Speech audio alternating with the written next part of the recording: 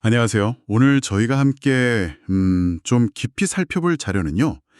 닐 도널드 월시의 책 신과 나눈 이야기 4권 그 일부입니다. 아, 네. 그 유명한 시리즈죠. 네, 맞아요. 이게 저자랑 신이라는 존재가 대화를 나누는 그런 형식인데요. 지금 우리 인류가 처한 상황 그리고 인류를 깨우라는 어떻게 보면 좀 거창하게 들릴 수도 있는 그런 초대에 대해서 이야기하고 있어요. 근데 재밌는 건 저자가 이제 이 신과의 대화는 다 끝났다. 이렇게 딱 생각한 순간에요. 전혀 예상치 못한 세 번째 초대가 시작된다는 거예요. 네, 그렇죠. 저도 그 부분이 흥미롭더라고요. 특히 요즘 뭐랄까 세상 돌아가는 모습이라던가 아니면 개인적인 어떤 성장에 대해서 이게 뭔가 좀 아닌 것 같은데? 이런 질문들 한 번쯤 던져보셨다면요. 네네. 오늘 이 내용이 꽤 흥미로운, 어쩌면 좀 충격적일 수도 있는 그런 관점을 줄 수 있을 것 같아요. 네. 이 자료에서 사실 가장 좀 도발적인 부분이랄까요?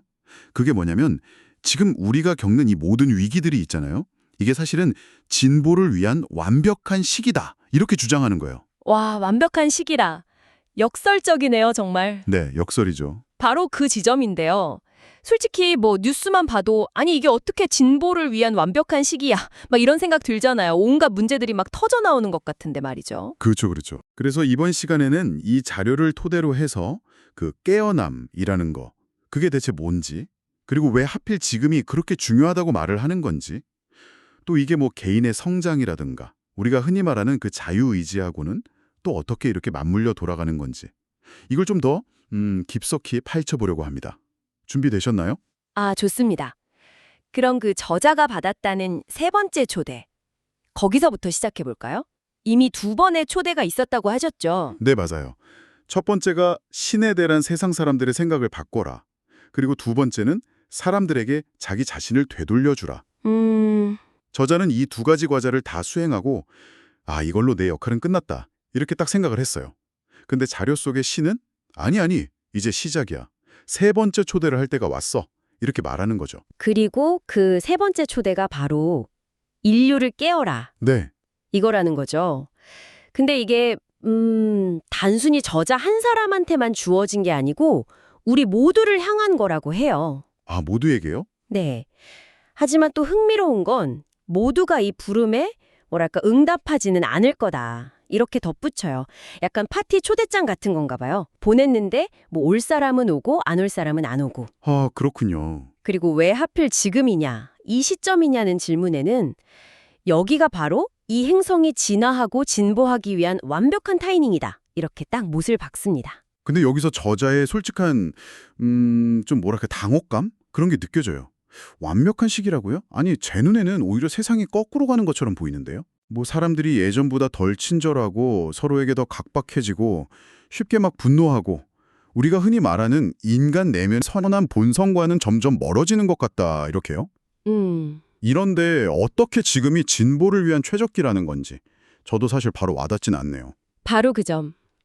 그게 이 자료가 던지는 가장 큰 화두자, 아까 말씀하신 대로 역설인 거죠. 네. 자료에서는 이걸 이렇게 설명해요. 우리가 지금 눈앞에서 보고 있는 이 모든 위기들 있잖아요.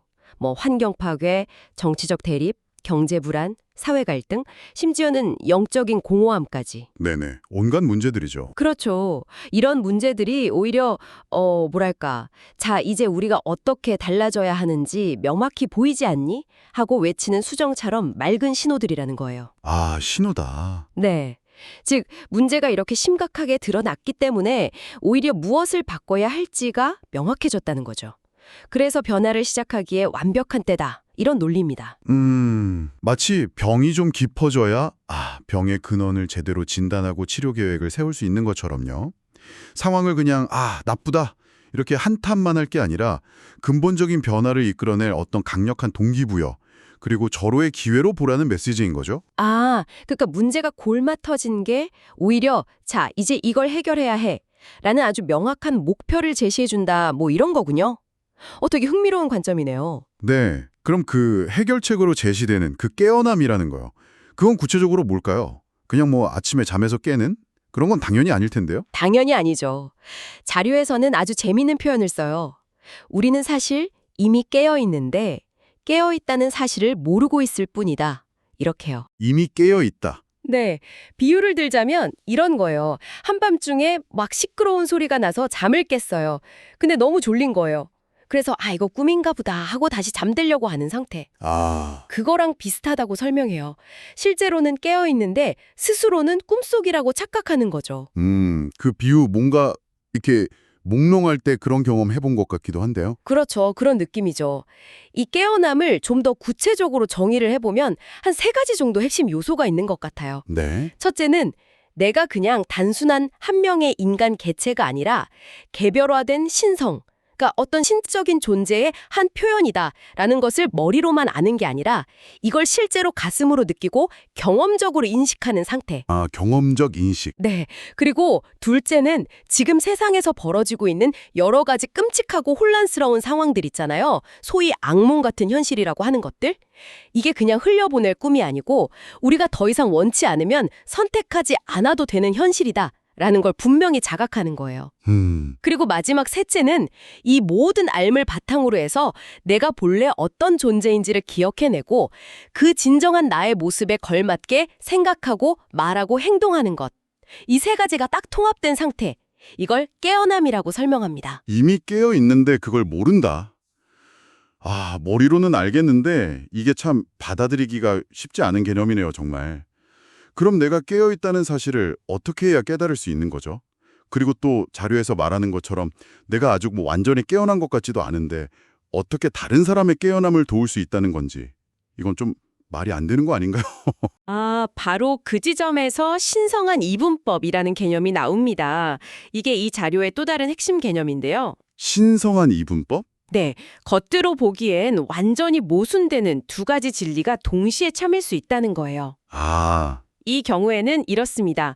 다른 사람들이 더 빨리 깨어나도록 돕는 것이 역설적이게도 당신 자신이 더 빨리 깨어나는 가장 빠른 방법이다. 다른 사람을 돕는 게 내가 깨어나는 길이다. 어떻게 그게 가능하죠? 자료의 논리는 이래요. 당신은 이미 깨어있기 때문에 다른 사람을 도울 능력이 있다는 겁니다. 비록 당신 스스로는 그 사실을 아직 완전히 자각하지 못했을지라도 말이죠. 네. 그리고 다른 사람을 돕는 그 과정 자체가 당신 안에 이미 존재하는 그 깨어난 상태를 당신 스스로 발견하고 느끼게 만드는 일종의 촉매제가 된다는 거죠. 아, 마치 그런 말 있잖아요. 가르치는 것이 2번 배우는 것이다? 약간 그런 느낌이랑 비슷할 수도 있겠네요. 남을 돕는 행위를 통해서 오히려 자신의 상태를 더 명확히 인식하게 된다? 이런 아이디어입니다. 네, 네. 세상의 문제들을 딱 마주하고 남을 돕는 그 과정에서 마치 악몽 꾸다가 소스라치게 놀라서 깨어나듯이 자신의 그 각성 상태를 문득 자각하게 될 수도 있다는 거죠. 아, 그러니까 남을 돕는 행위가 나를 비추는 거울이 돼서 나 사실 깨어 있었네? 하고 알게 된다. 이런 거군요. 와, 재밌네요. 네, 그렇죠. 근데 인류를 깨우라는 말 자체는 여전히 좀 부담스럽긴 해요. 아, 내가 뭐라고 세상을 구해? 이런 생각이 들 수도 있을 것 같고요. 충분히 그럴 수 있죠. 세상을 구하라는 말처럼 되게 무겁게 들릴 순 있으니까요. 네. 근데 자료는 여기서 아주 중요한 어떤 관점의 전환을 제안합니다. 이건 세상을 구원하는 영웅이 되라 이런 미션이 아니라는 거예요. 아, 그런 게 아니다. 네. 본질적으로는 이것은 당신 개인의 영적인 여정, 그리고 당신의 개인적인 진화에 관한 문제다라고 강조를 해요. 아, 개인적인 진화. 네. 당신의 그 진정한 자아, 그 신성한 본질을 세상에 드러나는 여러 방법들이 있을 텐데 그중 하나로서 다른 존재들의 고통을 좀 덜어주고 이 행성의 치유를 가져오는 활동을 해보는 건 어떻겠냐? 이렇게 제안하는 거죠.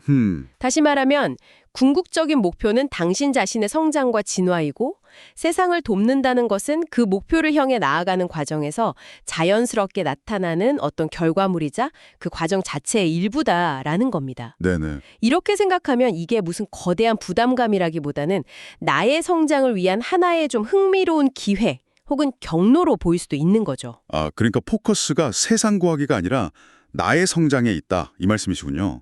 목표가 바뀌니까 훨씬 좀 가볍게 느껴지네요. 그렇죠. 그런데 또 이런 궁금증이 생겨요. 만약 많은 사람들이 이 자료에서 말하는 것처럼 이미 깨어 있다면 왜 세상은 여전히 이 모양일까요?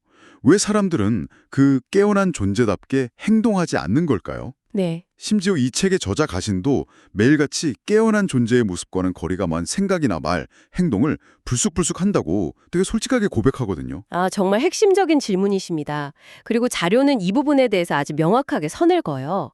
깨어있는 상태하고 자신이 아는 바를 삶 속에서 완전히 실천하고 통합하는 것은 전혀 다른 차원의 문제라고요. 아, 다른 문제다. 네, 여기서 아주 기가 막힌 비유가 나오는데요. 마치 어린아이가 사탕이 몸에 안 좋다는 걸 알면서도 눈앞에 그 달콤함을 참지 못하고 먹어버리거나 혹은 부모님이 해주신 중요한 당부를 금세 까맣게 잊어버리는 것과 비슷하다는 겁니다. 자료 속에서 신이 저자에게 이런 질문을 던지는 장면이 있어요. 네 아버지가 어릴 적 너에게 너 다 알면서 왜 그따위로 행동하는 거냐라고 말한 적 없느냐고요. 와, 그 비유는 정말 뼈 때리는데요. 알면서 왜 그랬니? 이 말 살면서 안 들어본 사람이 있을까요? 저도 뜨끔하네요, 진짜. 그렇죠. 누구나 공감할 만한 지점이죠. 자료는 인류 전체를 어떤 우주적인 관점에서 보면 아직 아주 어린 종족, 그러니까 이제 막 걸음마를 배우고 세상을 탐색하는 아기와 같다고 비유해요. 아, 어린 종족. 네. 그래서 자신이 무엇을 알고 있는지, 자신의 본성이 무엇인지를 알면서도 그것을 실제 삶의 매 순간 일관성 있게 행동으로 옮기는 그 통합 과정에 서툴다는 겁니다. 네. 그래서 많은 사람들이 마치 몽유병 환자처럼 자신이 깨어있다는 사실을 망각한 채 그냥 습관적으로 혹은 충동적으로 행동한다는 거죠. 몽유병 환자처럼. 네. 따라서 이제는 그런 어린 아이 같은 행동, 즉 아는 것과 다르게 행동하는 것을 멈추고 자신이 아는 대로 자신이 본래 누구인지에 맞게, 즉 깨어있는 존재답게 의식적으로 행동할 필요가 있다. 이 점을 아주 강하게 역설합니다. 아, 아는 것과 행하는 것 사이에 간극을 메우는 것. 그게 지금 우리에게 주어진 과제다, 이런 거군요. 그럼 여기서 또 한번 근본적인 질문으로 돌아가게 돼요. 신은 왜 이렇게까지 우리 일에 신경을 쓰는 걸까요? 네네. 만약 신이 우리가 깨어나기를 정말로 원한다면 왜 그냥 그렇게 딱 만들어버리지 않는 거죠? 그리고 이 초대라는 형식도 솔직히 좀 거절할 수 없는 제안처럼 들릴 수도 있지 않을까요? 약간 협박 아닌가? 이런 생각도 들고요. 그 부분에 대해서도 자룡은 아주 중요한 어떤 개념적 구분을 제시합니다. 신은 우리가 일상적으로 사용하는 원하다는 감정을 갖지 않는다고 말해요. 아, 원하지 않는다. 네, 원하다는 것은 뭔가 결핍되어 있을 때 느끼는 갈망에 가깝잖아요. 그렇죠. 대신 신은 바람을 가졌다고 표현합니다. 여기서 바람은 어떤 결핍에서 오는 갈망이라기보다는 존재의 근원적인 창조적 충동이나 의지에 가깝다고 봐야 할 것 같아요. 바람. 그리고 신의 궁극적인 바람은 인류가 반드시 깨어나야 한다. 이런 식의 특정한 결과가 아니라고 강조합니다. 아, 결과가 아니다. 네, 신의 진짜 바람은 우주에 존재하는 모든 지각 있는 존재들이 자신들이 원하는 것을 스스로 창조할 수 있는 완전한 힘과 권능을 스스로 깨닫고 사용하는 것. 그것이라는 거예요. 아, 그러니까 신이 원하는 건 우리가 A라는 결과를 만드는 게 아니라 우리가 스스로 A든 B든 원하는 것을 만들 수 있는 창조자가 되는 능력. 그걸 되찾기를 바란다. 이런 거군요. 정확합니다. 만약 신이 모든 것을 결정하고 지시한다면 우주는 그냥 신의 명령대로 움직이는 로봇들로 가득 차게 되겠죠. 그렇죠. 그렇게 되면 신이 애초에 생명과 의식을 창조한 목적, 즉 모든 존재가 자유의지를 통해 스스로의 경험을 창조하는 창조자로서 자기 자신을 체험하는 것. 이게 불가능해지잖아요. 네네. 신은 모든 창조물에게 자유라는 본질적인 선물을 주었고 그 자유를 통해 각자가 자신의 현실을 창조하도록 허용하고 심지어 그럴 수 있는 힘까지 부여했다는 겁니다.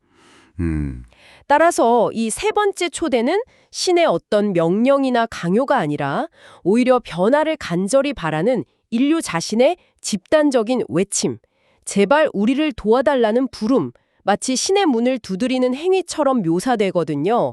거기에 대한 응답이다라는 해석이에요. 아, 우리가 먼저 요청했기 때문에 신이 응답하는 거다. 그렇죠. 신이 우리를 구원하는 게 아니라 우리가 스스로를 구원할 수 있도록 돕는 거죠. 책에서 그 비유도 나오지 않나요? 신이 우리에게 설계도를 대신 그려주는 게 아니라 우리가 직접 설계도를 그릴 수 있도록 빈 제도판하고 연필을 쥐어주는 역할에 가깝다. 이런? 네, 아주 적절한 비유죠. 신은 우리가 스스로 설계한 것을 현실로 구현할 수 있도록 우주라는 거대한 작업장 혹은 조림 라인 같은 시스템을 제공하지만 어떤 것을 만들지는 전적으로 우리의 선택에 달렸다는 겁니다. 네. 다만 그 과정에서 공장 전체를 날려버릴 수도 있는 위험한 부품, 예를 들면 궁극적인 실제 자체를 파괴하려는 선택 같은 아주 극단적인 경우는 허용되지 않는다. 이런 약간의 안전장치는 있는 것으로 묘사되긴 합니다. 그렇군요. 그럼 다시 처음으로 돌아와서 지금 세상의 이 모든 위기 상황들은 결국 야, 이대로는 안 된다. 변해야 한다는 강력한 메시지인 동시에 바로 이 깨어남이라는 과정을 통해서 우리 스스로 그 변화를 만들어낼 수 있는 어쩌면 다시 없을 절호의 지혜다라는 말씀으로 요약될 수 있겠네요. 바로 그거죠. 자료는 현재 상황을 성냥을 가지고 위험한 불장난을 하는 아이들에 비유하면서 그 위험성을 경고하기도 해요. 성냥. 아직은 그 아이들의 손에서 성냥을 빼앗을 시간적 여유가 있다고 말합니다. 아직은 여유가 있다. 네, 왜냐하면 우리가 이미 그 불장난의 뜨거움을 느끼기 시작했기 때문이라는 거죠. 그래서 지금이야말로 정신을 차리고 행동하고 진정한 의미의 진보를 이룰 환복한 시기다라는 걸 거듭 강조하는 겁니다. 이건 단순히 신의 메시지를 듣고 그렇구나 하고 이해하는 수준을 넘어서서 그 이해를 삶의 모든 영역에 완전히 통합시키고 구체적인 행동으로 옮기도록 강력하게 촉구하는 그런 외침이라고 볼 수 있겠습니다. 오늘 함께 살펴본 신과 나눈 이야기 4권의 이 발췌 내용은 정말 많은 생각거리를 던져주네요. 우리가 현재 맞닥뜨린 이 심각한 위기들이 역설적으로는 깨어남이라는 개인적이고 집단적인 진화를 위한 최적의 환경을 제공하고 있다. 이 메시지가 가장 핵심적인 것 같습니다. 네, 그렇죠. 그리고 이 깨어남이라는 게 누가 시켜서 하는 숙제가 아니라 변화를 갈망하는 우리 내면의 깊은 목소리에 대한 응답이고 또 이미 우리 안에 잠재된 그 각성 상태를 알아차리고 일상 속에서 구현해 나가는 과정이라는 점, 이게 특히 인상 깊었습니다. 지금 이 순간이 바로 그 변화를 위한 완벽한 시기라는 그 반복적인 강조도 기억에 남고요. 네, 맞습니다.